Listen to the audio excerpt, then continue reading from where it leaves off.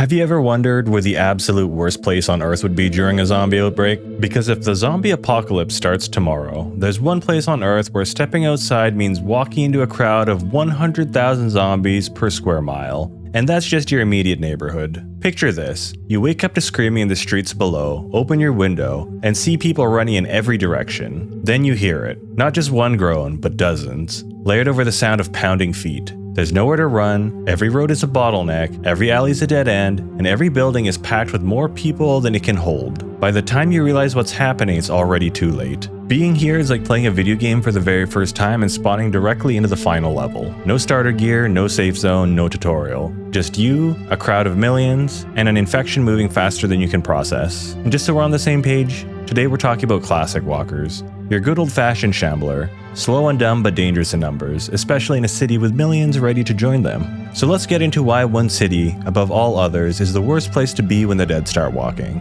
But out of curiosity, when you picture the worst place to be during a zombie outbreak, what comes to mind? The skyscrapers of New York, the endless sprawl of Tokyo, or maybe the megacities of Delhi or Shanghai with populations topping 30 million. They're all terrifying prospects during a zombie outbreak, but the deadliest trap isn't always the city with the highest population count. It's the one with the fewest lifelines. Take the city of Delhi, India, for example. It's brutally populated, but Delhi has multiple major highways radiating outward, rail lines and some clear overland routes to rural farmland. Then there's Tokyo. It's dense and populated, but the city drills for disaster. Residents know what to stock, where to go, and how to communicate when the network fails. But just to be clear, you'd still more than likely be screwed in Delhi or Tokyo. But they at least have some kind of silver lining. Barely though. Especially Delhi. Anyway, not here, not at the location we're covering today. There's absolutely no silver lining here. This megacity has zero relief valves, little to no urban breathing room, and no ingrained disaster plan to buy you time. It's literally the most crowded city in the world.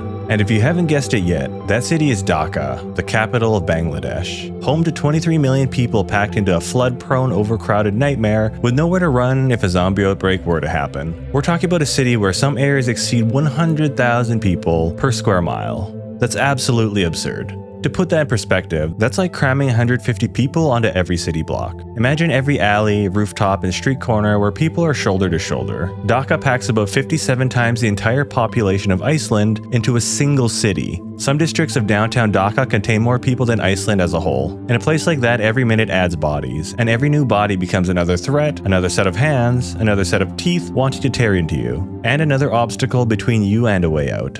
But here's where Dhaka becomes truly nightmarish: the slums. I'm not talking about what most people picture when they hear slums. I'm talking about something far worse. Take Karel, one of Dhaka's largest slums. Picture this, over 100,000 people crammed into an area smaller than Central Park. And that's not a typo. An area where you could comfortably fit maybe 5,000 people on a busy day is home to 100,000. Now imagine walking through Karel. The buildings aren't just close together, they're literally touching. Walls share foundations, rooftops connect, there's no yards, no open spaces, and no breathing room. You can reach out your window and shake hands with your neighbor across the street, which is really just a gap barely wide enough for one person to squeeze through sideways. Inside these buildings are entire families, 6, 7, 8 people, living in single rooms. Not single room apartments, single rooms. No separate bedrooms, no privacy, no space to isolate if someone gets sick. When night falls, bodies are literally pressed against each other just to fit everybody inside. Now here's the terrifying part. In a zombie outbreak, the slums don't just become a danger zone, they become a ticking time bomb ready to explode. Fortunately, the only explosion you're going to be involved in is from today's sponsor. This video is sponsored by War Thunder. War Thunder is hands down the ultimate vehicle combat game, and you can grab it right now for free on PC, consoles, and mobile. This game lets you take control of over 2,500 vehicles. Everything from old school biplanes and armored cars from the 1920s, all the way up to modern fighter jets, helicopters, warships, and main battle tanks.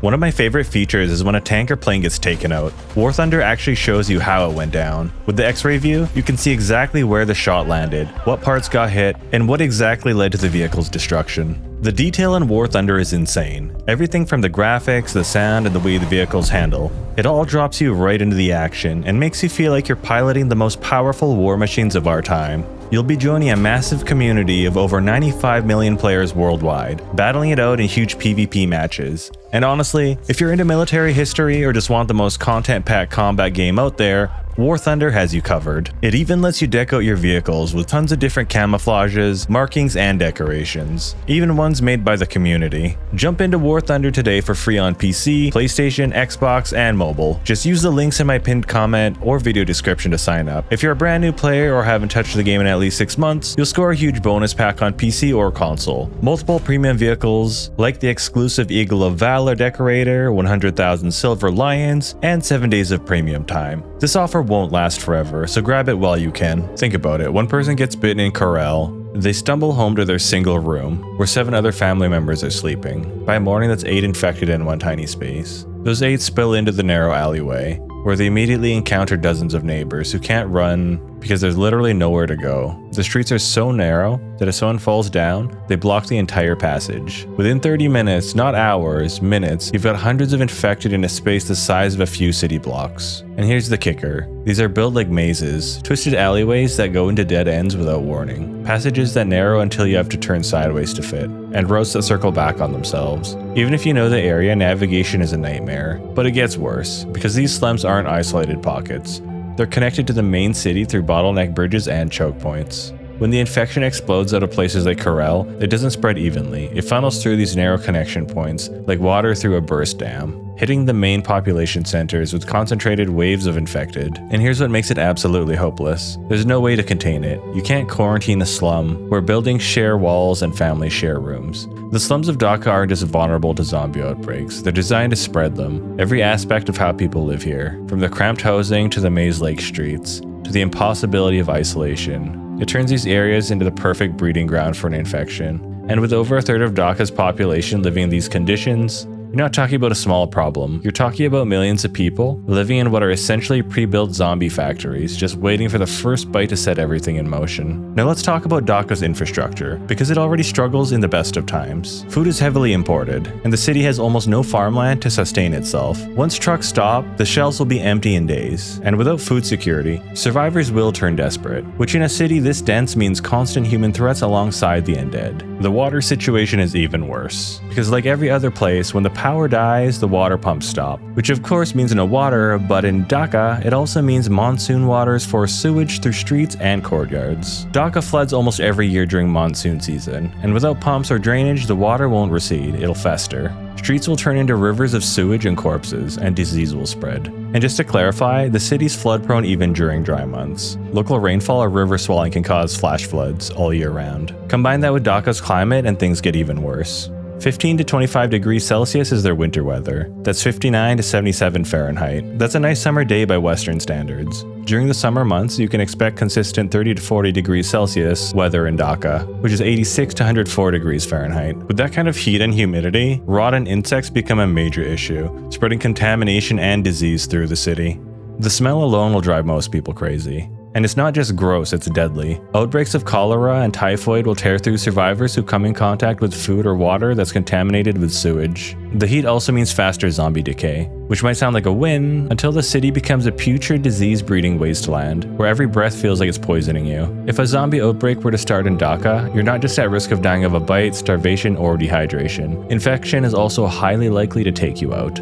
Trying to hunker down here is a losing battle as well. The city is a maze of narrow streets, tangled alleys, and bottlenecked bridges. It's surrounded by rivers and floodplains, which should act as natural barriers, but instead they work against you. Every bridge is a choke point swarmed by people that'll soon be zombies. Even if you find a stronghold, you can't hold it, and Dhaka's flat skyline offers no sightlines to spot incoming threats. So by the time you know that a horde is coming, they're already pushing through the doors. With this many infected, the pounding on your barricade will never stop. It doesn't matter where you hunker down. They will eventually get in once they know you're inside. And when you run out of food and water, stepping outside means stepping into an ocean of the undead. Now let's talk about weapons for defending yourself here. Bangladesh only has about 0.4 guns for every 100 people. That means almost nobody's armed, trained, or equipped to fight back. Some people love to crap on guns in a zombie outbreak, But during the initial chaos, when all hell is breaking loose, a firearm might be the difference between living and getting swallowed by the crowd. That's assuming you don't blow your own foot off, of course. Your only real defensive options here would be sharp-edged weapons, like knives and machetes, blunt objects for trauma, or whatever improvised weapons you can get your hands on. Against a handful of zombies, you can make that work, but against thousands flooding the streets, it's a death sentence. You would need some serious firepower to get out alive. As for local survival skills, most residents live urban lives. Hunting, foraging, and farming, these aren't part of daily life in this city. Even if you survive the initial wave, you still have no means to feed yourself without resupply. And then there's Sidargat. This is Dhaka's main river terminal in the Buriganga River, a maze of ferries and launches, and constant foot traffic. On paper, it looks like salvation, a way out by water. In reality, it's a death trap. On a normal day, it moves tens of thousands of people. Bodies packed shoulder to shoulder on boats stacked like buses. In an outbreak, the roads to get there would be gridlocked before you can even reach the docks. Crowds would search at the gangways, panic would crush the living. The boats would be floating infection zones. You wouldn't be escaping Dhaka through Sidargat. You'd be boarding your coffin and sailing straight into the outbreak. Hospitals could also be a major issue. Depending on the virus incubation time, it could decide which parts of the city start to turn into zombies and get jammed up with vehicles first. If it's a slow-moving virus, those hospitals will be packed full of sick patients. And most of the hospitals in Dhaka sit on major roads near bridges or inside densely packed neighborhoods. When patients start to turn into zombies inside of crowded wards, you'll have conversion events that'll spill down stairwells and straight into the streets. It won't take long for everything in the immediate area to get jammed up by the dead. Multiply that across the city and now you've got clogged bridges, arterial road seals, and side streets flooded with people running for their lives. Every closed junction will push survivors towards the next facility, which seeds the next cluster. Hospitals will stop being a lifeline and start producing roadblocks in some of the busiest parts of the city. And just one more detail about this location. Dhaka's hospital districts are packed full of clusters of diagnostic centers, pharmacies, and medical supply shops. They're around hubs like Dahang Mandi and Shaba. Those storefronts act like feeders, pulling crowds into the same few blocks for medical care. It's an outbreak that concentrates both the living and the newly turned into one place. It builds a thicker wall of bodies at the exact intersections you need to pass. Each failure pushes survivors towards the next medical cluster, which repeats the cycle and tightens the grid. Imagine being one of the few hundred survivors in a city of millions. You can't leave without being surrounded. You can't sleep without hearing footsteps on the stairs or groans at the windows. From rooftops, the view isn't just unsettling, it's soul-crushing. Streets, courtyards, all in constant motion, all filled with the dead. The noise never stops, the smell never clears, and the knowledge that the city will never be cleared is what breaks you. Even if every zombie somehow dropped dead tomorrow, the disease left behind would eventually kill you. Dhaka isn't just a bad place to be during a zombie outbreak, it's the blueprint for the worst-case scenario. You're boxed in by the dead, starving in a city that imports its meals, unarmed in a place that demands you to be able to stand up and fight to survive, and you're marinating in heat and disease. There's no way to get more food, no way to get clean water, and no way out. Every survival advantage you could hope for is missing here. Every disadvantage is maxed out. And once the outbreak starts, there's no making it through. There's only making it long enough to understand that you never had a chance. Big thanks to War Thunder for sponsoring this video. Don't forget you can download and play it for free right now on PC, PlayStation, Xbox, and mobile using my links in the pinned comment and description. If you're new, or if it's been over 6 months since you last played, you also get a bonus pack on PC and console with multiple premium vehicles and extra rewards. It's only around for a limited time, so grab it before it's gone. Alright guys, if you made it to the end, I appreciate you as always, and YouTube thinks you'll like this video, but if you've already seen it, maybe you could check out this playlist. I got a whole lot more just like it.